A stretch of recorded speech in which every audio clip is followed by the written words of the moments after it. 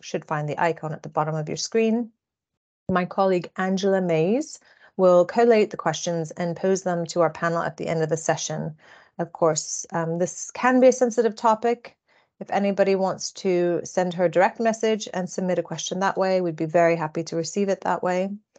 In terms of timing, I will speak for about 10 minutes, followed by Sharon McPherson, who is co-founder of Families in Harmony and chair of the Race Equality Subcommittee of the Kinship Care Alliance, in which CFAB also participates. Sharon is a kinship carer herself and is incredibly helpful in bringing the lived experience into practice. Then we will hear from CFAB Services Manager Fiona Robinson, who has been working on cross-border and cross-culture children cases for many years. I won't say how many with CFAB, but we are very lucky to benefit from her expertise today. I do want to just note that culture and cultural norms will vary from family to family and generation to generation, so please do not treat any of the examples shared here today as absolute, but as a tool for learning and for thinking about how to work more positively with families of differing cultural heritage.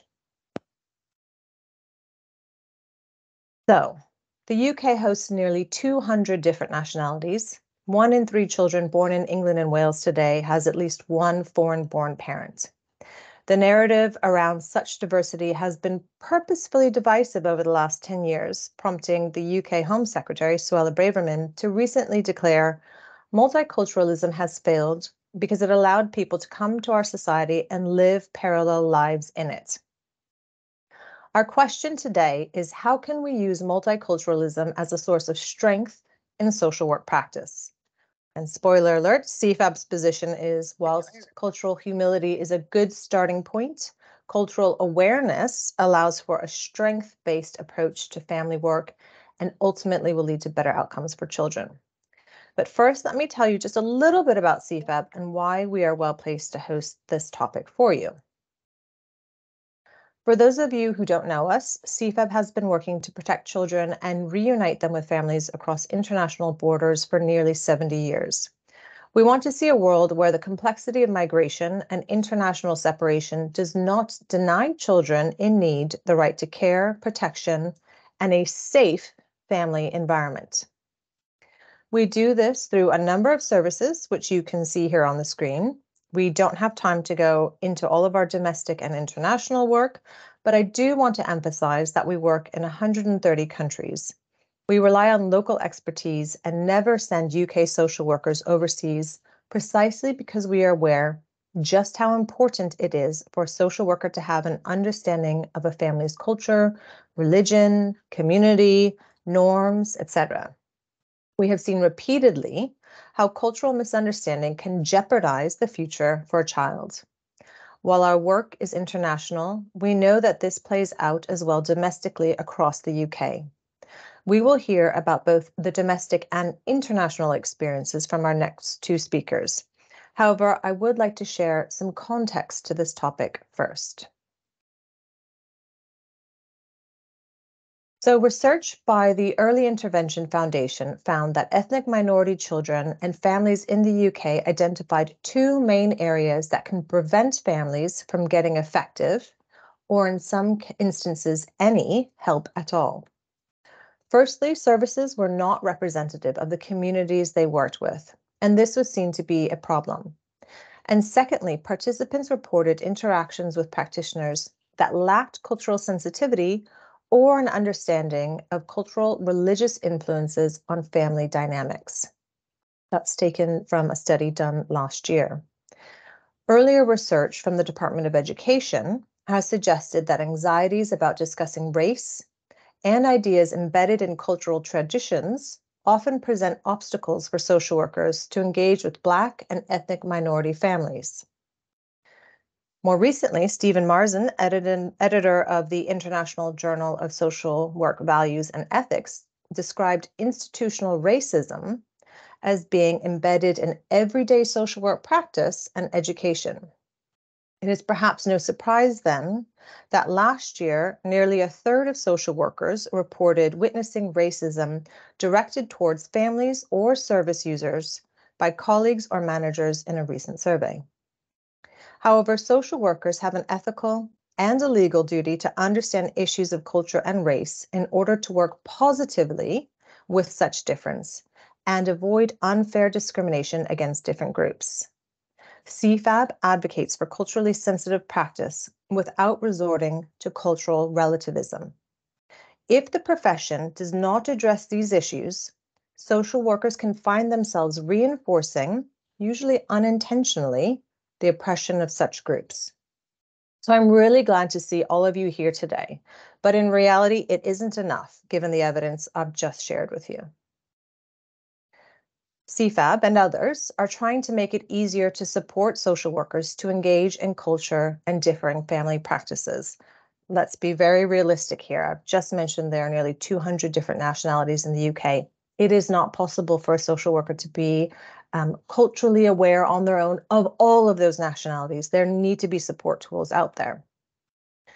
And you can help share your knowledge and share your practice with other social workers.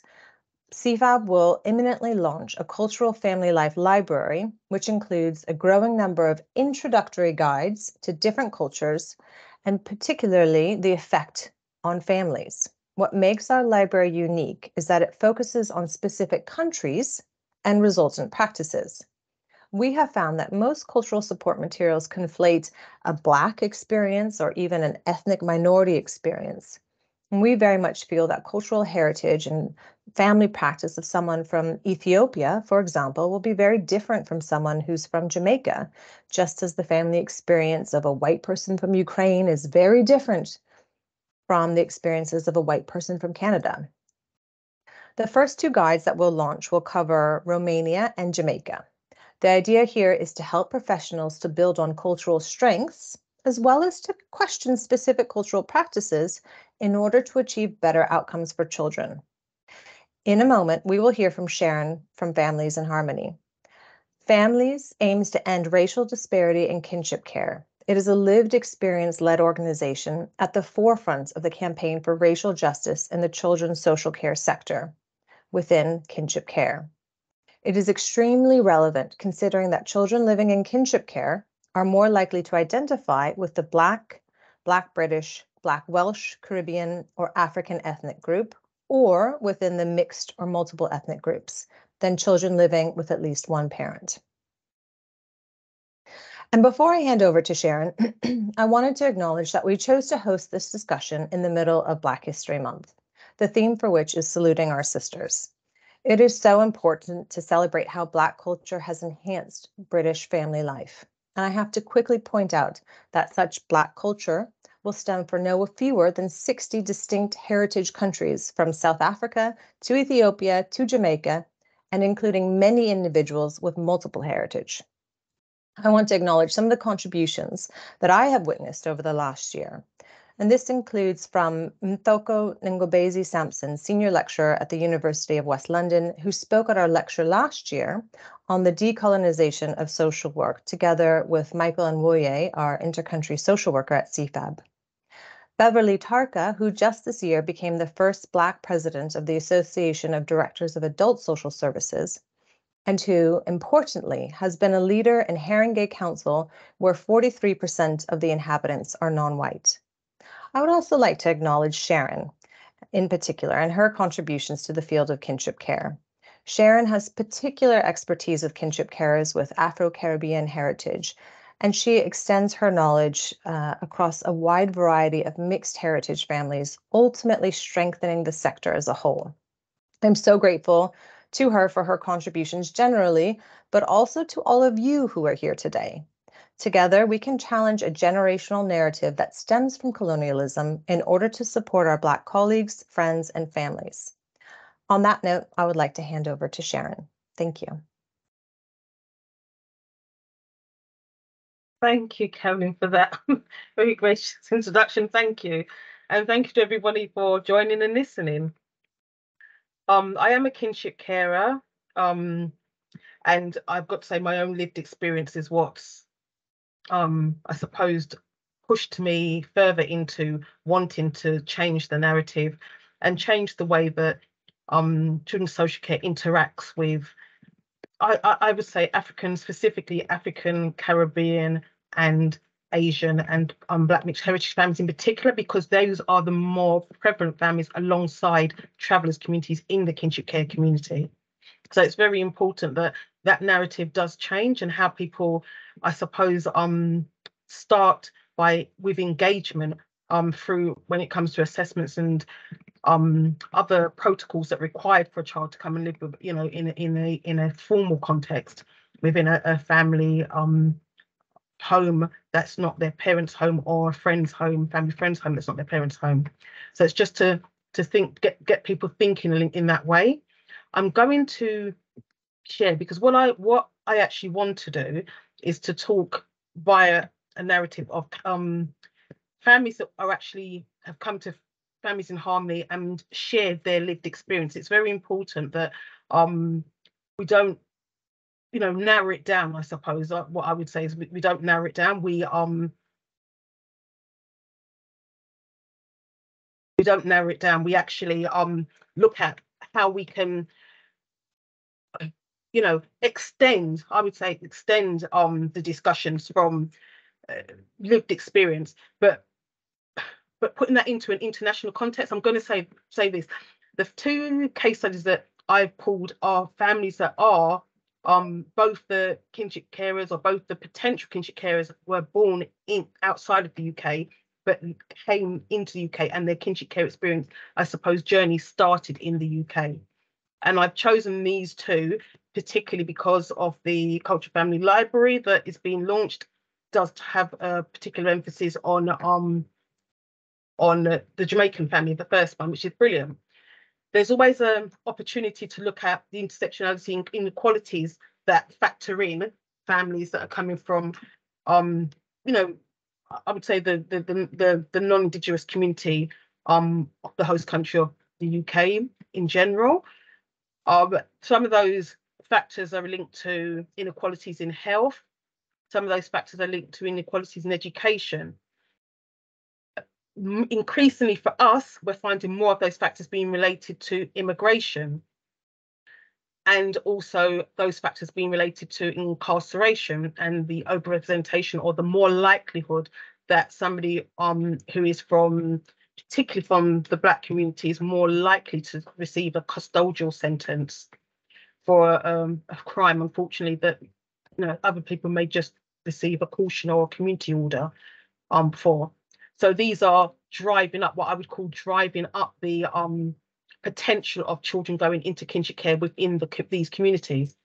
Now, it's important to recognise these factors, because if we don't understand why potentially there are so many informal kinship carers within the Black community, those are kinship carers that have not been assessed, kinship carers that are not necessarily receiving support, kinship carers that are not necessarily even known to children's services, kinship carers that are very much, kinship families that are very much operating under the radar. If we don't understand why these factors occur when they do, for whatever reason, whether it's a concern at school, or it's a concern for you know, somebody who's a neighbour who's concerned about a child that suddenly appeared in a home and is around, people are a bit more I would say a bit more aware of their surroundings as time is going on. People are becoming more aware of their surroundings and what's happening, so they do notice when a child suddenly appears in somebody's family.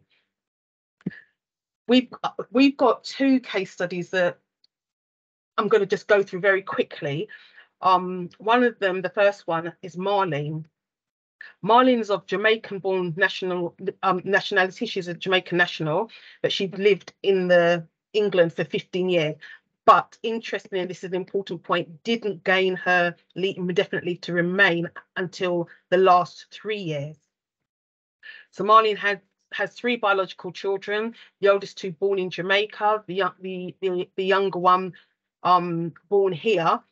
The oldest one residing in, at the point when she became known to us, the oldest one residing in the US. The middle child had come here, so she had sent for the middle child to come here. So she didn't come originally with her, and the youngest one was born here, like I said. Marlene's middle child has a 3-year-old and an 18-month-old at the point when they became known to us as a service family, had a 3-year-old child and an 18-month-old child. who were at that point in foster care, and that's because Marlene was on remand for drugs-related offences. So we were contacted via Marlene because basically she was approached to do an assessment. She declined, but somebody through word of mouth pointed her in our direction to find out for her to find out a bit more about kinship care and what it entailed. The first thing we wanted to know was, what do you already know? She didn't know what kinship care was. So when she was approached to kinship care, because she'd never heard of that terminology before. She was already estranged from her daughter. So at the point when her daughter was actually incarcerated, she wasn't in contact with her daughter. So she wasn't actually in those grandchildren's lives at that point either. And the third point to note is that because of Marlene's situation in relation to her immigration and the hoops, and as she calls it, the hoops and all the issues and all the barriers and everything she'd faced to get her to a point where she gained her indefinite leave to remain, she felt that it was a hostile environment that she would be operating in to get an assessment. Her perceptions of assessment were a hostile environment. And it's important to note that when you're assessing, is the context, to have some context as to how the person who is being assessed perceives assessments. That is a starting point, because if you come in and just start assessing, etc., you're going to have a sticking point, because people don't necessarily haven't had a pleasant experience previously of assessments, and that is already creating a narrative for how they feel that you're going to, as social workers or social work practitioners, going to engage with them. So it's important to recognise that. And that was the biggest sticking point in this assessment, was her perception of how she would be treated and her decline for assessment. The other thing what was very important to note in this case was which was a culture thing that wasn't factored into assessment, is the fact that her age, and she had no intention of staying in the UK. So when the assessment was being put to her and she was suddenly being asked if she was going to take the children, help grow them up, there was no intention, by the sounds of it, to return the children to mum, because Marlene had already been informed that it was likely that her daughter was to be deported, either on serving her sentence or as part of that process. So it was unlikely that her daughter would remain in the country. And that was the other thing that was a sticking point for Marlene, is that she would have to take the children on permanently. So when you're assessing people who've had immigration issues, and particularly who maybe the birth parents' status is in question or is being revoked due to a criminal activity, there's all those things to factor in as well.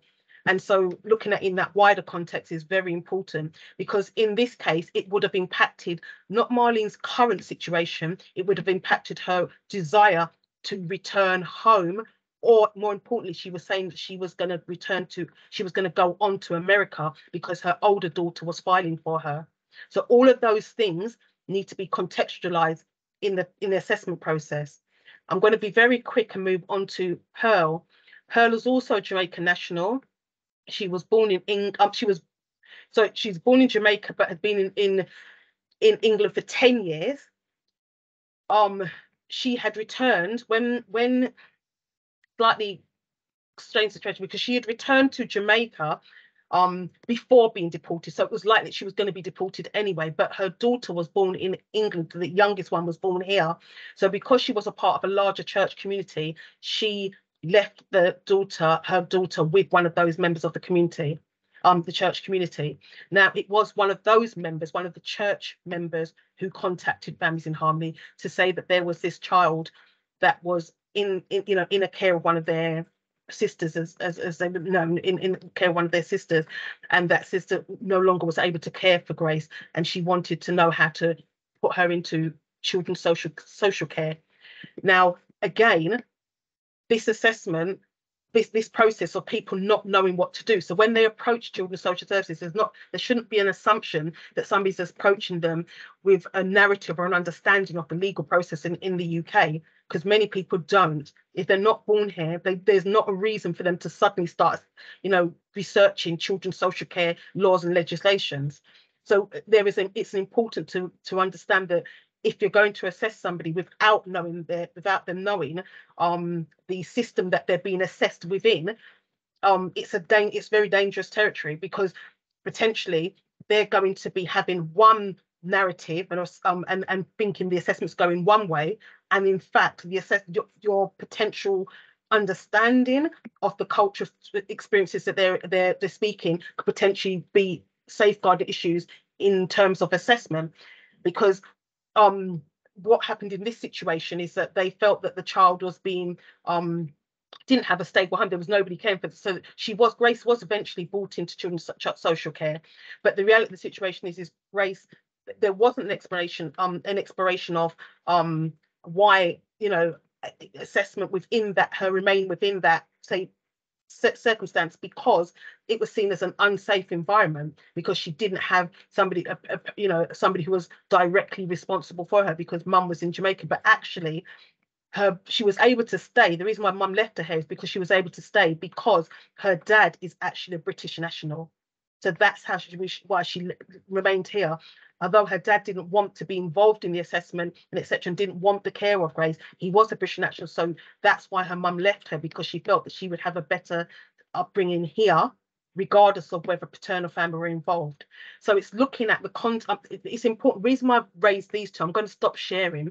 The reason why I've raised these two particular cases is because, it's not stop sharing that. It's because that the lead up to assessments, what's going on, the background narrative is really important to creating culturally sensitive assessment processes. So that's the end of me here. That's my 10 minutes up. I'm going to hand over to Fiona now, who will give an international context. So thank you, Fiona. Thank you, Sharon. There's a lot to learn from those case studies there. Thank you. And good afternoon, everyone. My name is Fiona Robinson. I am a social work manager at CFAB, and I'm just going to give you some insight from my experience of being a social worker at CFAB, working on these cross-border cases just over 10 years now. To begin with, I want to start by saying that as part of any cross-border practice, it's really paramount to be aware of self, as we need to reflect on the impact that our own experiences and our own assumptions may have on how we understand and engage with other cultures. So I, as a white woman, born to a British mother, American father, raised in Australia, having lived in Southeast Asia for many years, coming from a very, I'd say, a pretty middle-class family, I come with my own assumptions and a degree of privilege that I need to constantly reflect on in my practice.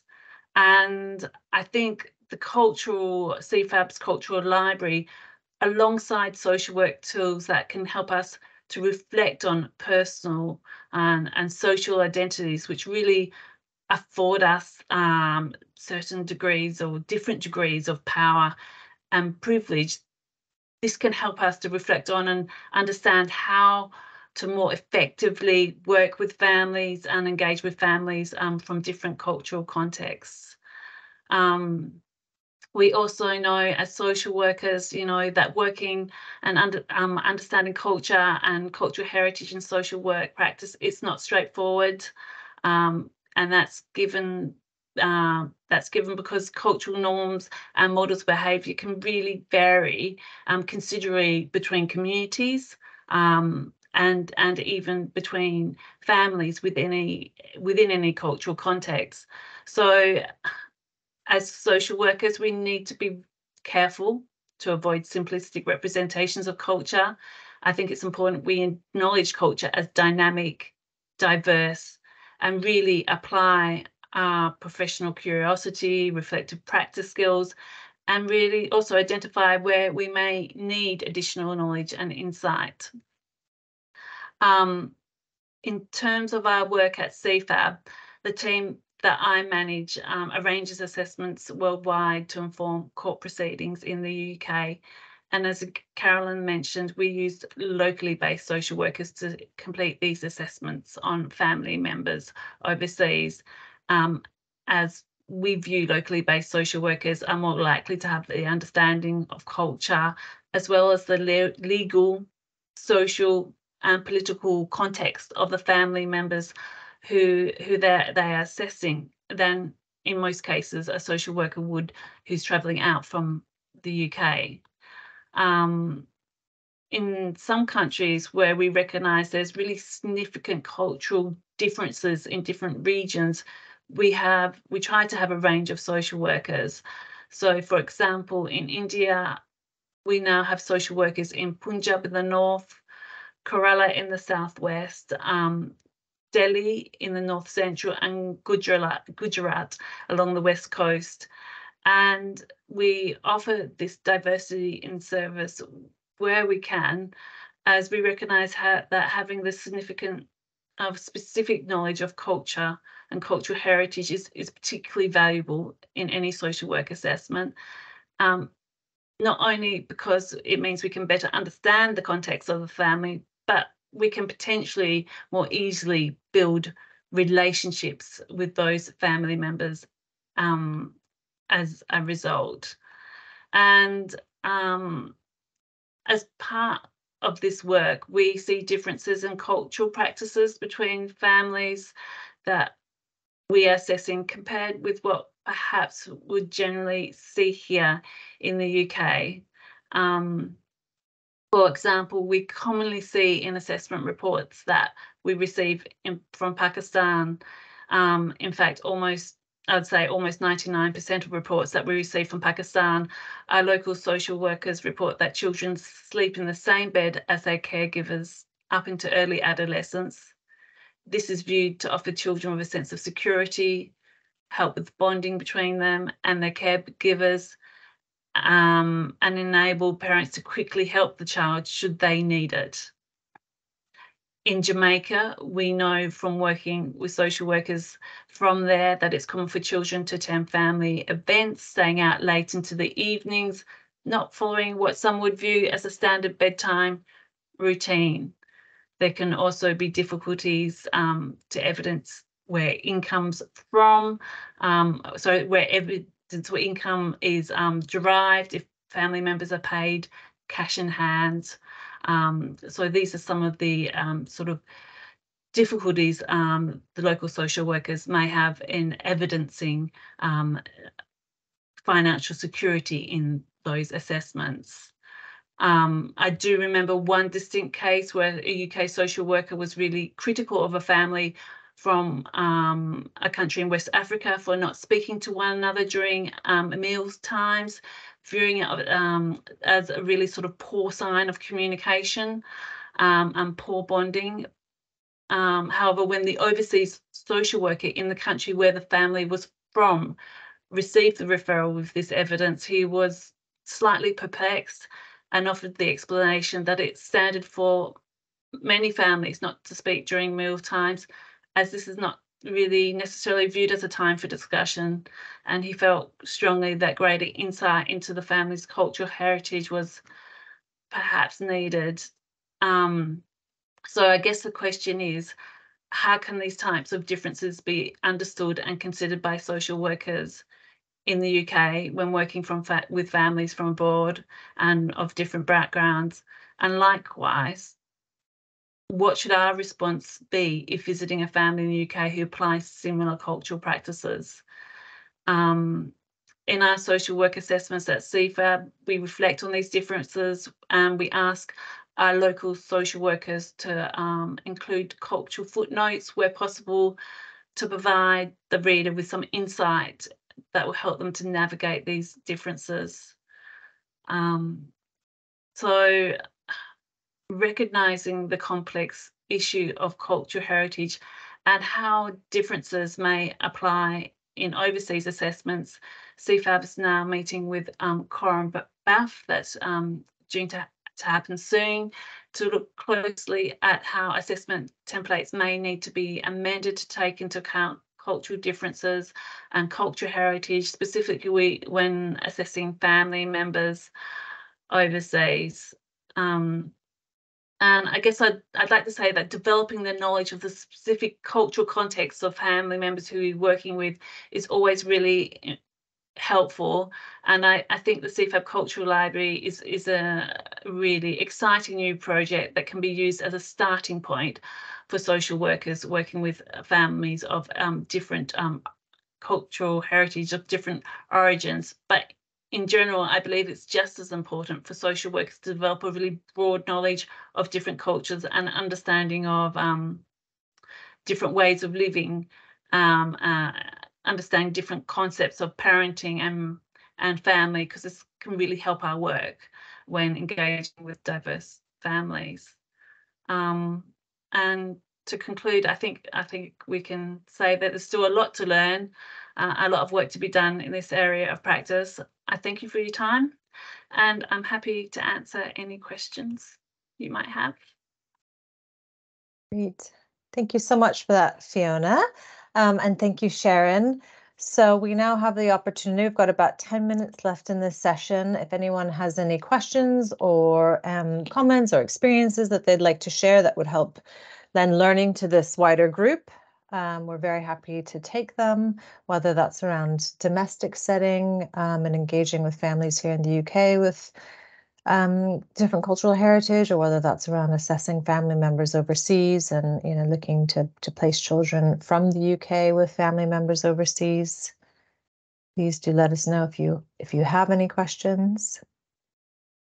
I would be particularly interested. Angela's just come on screen. Hi, Angela.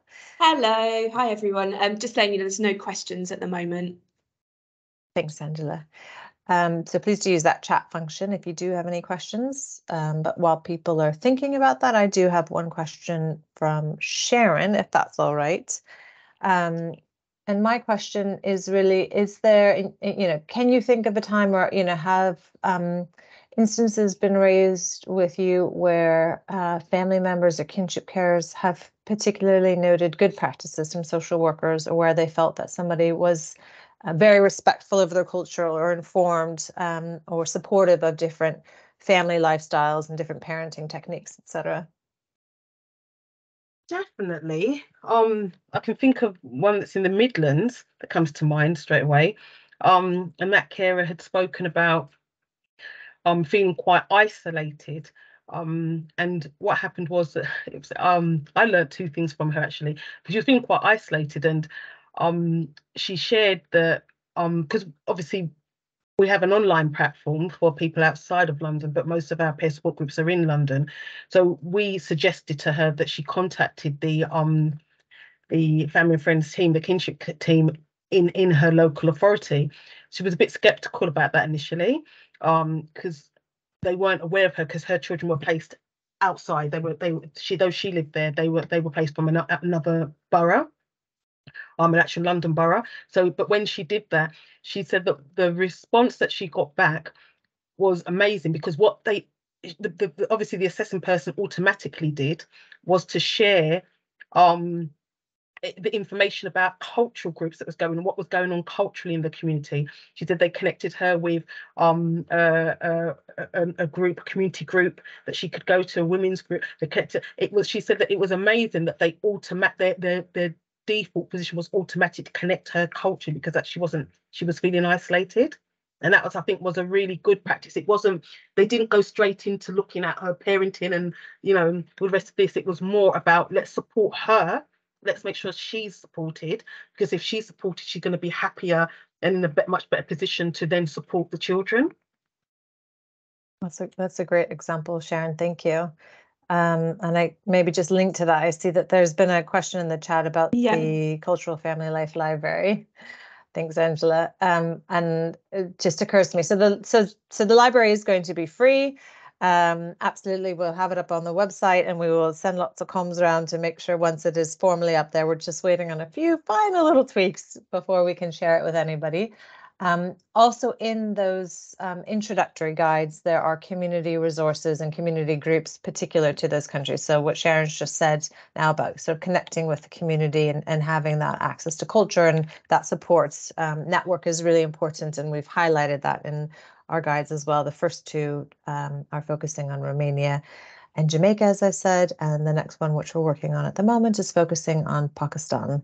There are a lot of countries in the world, so we've got our work cut out for us, but hopefully those are good starting point. We have done focus groups of social workers to try and find out what will be most useful in terms of cultural expertise.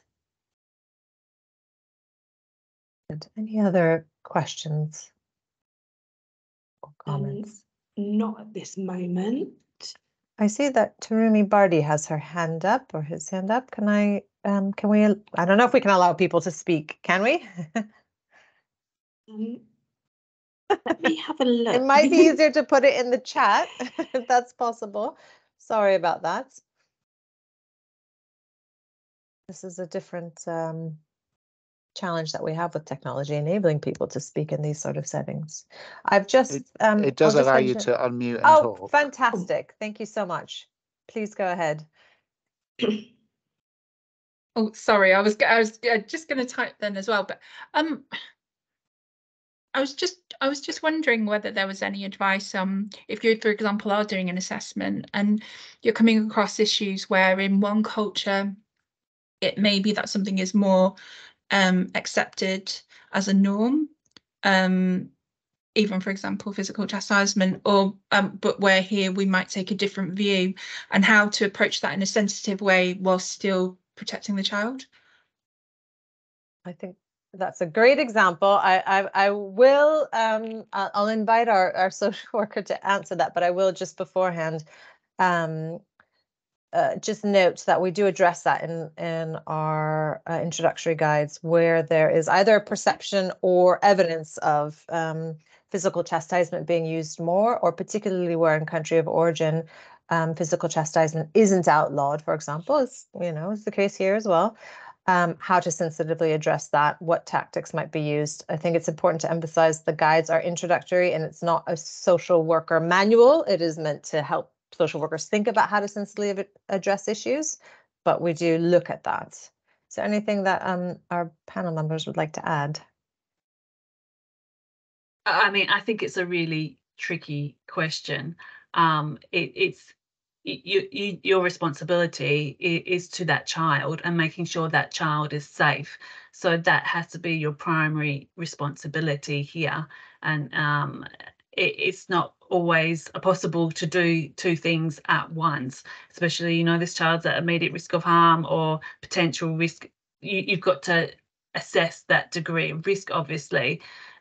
We do see a lot of cases where overseas assessments where we know that practice, it is a country where physical chastisement is commonly practiced in family environments in the home. Based on statistical studies, we know that, and our overseas local social workers will know that. But obviously when they ask the families, not always, I mean, occasionally they are quite open about it, but often they say that's never practiced in our families. They're obviously cross-referencing their findings by interviewing, references, speaking, getting consent to speak with neighbours, and trying to develop an understanding that it is very hard. You're doing an assessment over a short period of time to, if this is an embedded practice, that generally needs time and it has to be dealt with so sensitively. I don't think I have an answer for your case because it's always so it depends on the risks and the level of risk in your case. But I know, for example, some years ago, I don't know if the embassy is still doing this, but the Indonesian embassy, for example, used to do sessions with their community here in the UK, talking to them about different practices in the different sort of legal expectations in the UK, different expectations around parenting in the UK. And I think that outreach work is really important in getting that message out there.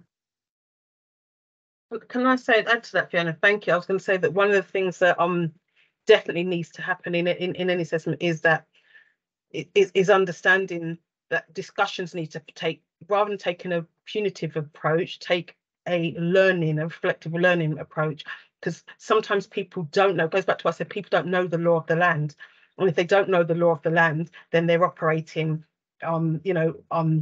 not from perspective of this is wrong or this is right.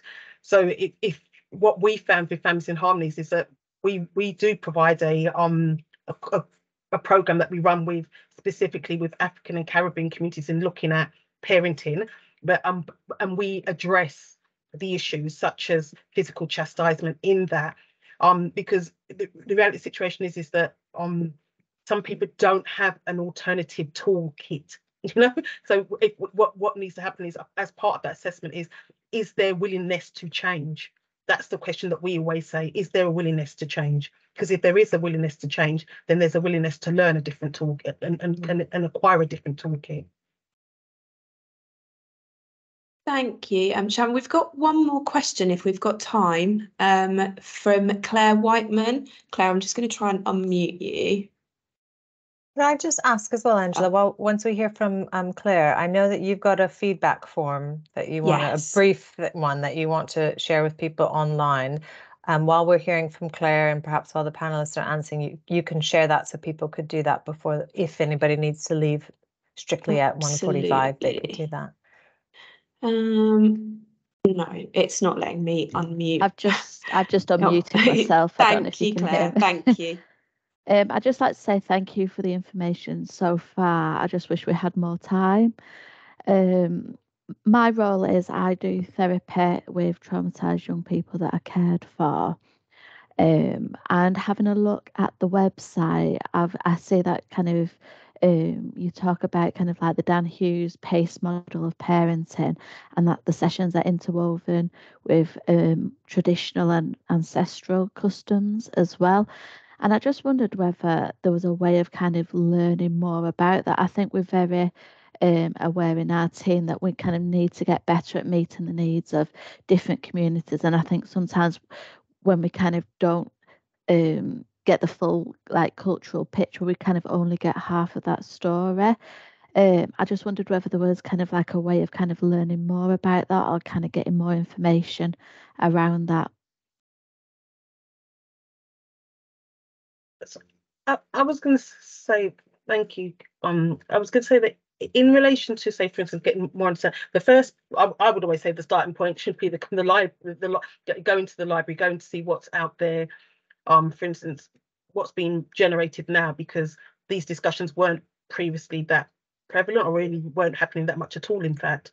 But the other thing that I would say is that connect with your local community organisations and your voluntary actually services and that lot. If you can engage at a local level, I tend to find that's helpful. If you can engage, the voluntary service has such a wide network of community organisations, faith-led organisations, and so if you can engage at that level, just by building up your own resources that way, that's, to me, is a good way of starting the conversation in the community, and then accessing things at a more local level, making resources available to individuals who access your service at a local level. That's something that I would suggest, because I noticed that there's not much networking between, say, for instance, the statutory sector and the community sector, which is quite different from the statutory sector and the voluntary, the charitable third sector, because the community sectors are more grassroots levels. Mm-hmm. In terms of kind of like the pace, is that something that kind of like you as an organisation have kind of adapted yourself? Is there any way of kind of being able to kind of learn from you guys in terms of that? Johanna, who's not on the call, is the co-founder with myself for Families in Harmonies, and Johanna has a trauma-informed background. She's a trauma-informed practitioner, so she does all our therapeutic workshops, etc. So if you could, I know the info email is up there. If you could email the info at Families in Harmonies, it it will drop into both our inbox that way. And then Johanna will pick up. Johanna picks up anything to do with therapeutic queries. Well, okay, thank you. Yeah, you're welcome. Great. I think that probably is all that we have time for. Yeah. Really, I'm so grateful to Fiona and to Sharon for sharing their expertise with us, and to everyone on the call for hearing and for contributing. We have contact details for Families in Harmony and for CFAB up on the screen. Please do get in touch if you've got any questions. Please do sign up to our newsletter if you want to find out more about the Cultural Family Life Library, but hopefully you'll also hear about it through other networks as well. Definitely a shared resource, and I hope it's been useful to everyone. Hope you have a wonderful day. Thank you so much. Thank you, everyone. Thank you. Bye. Thank you.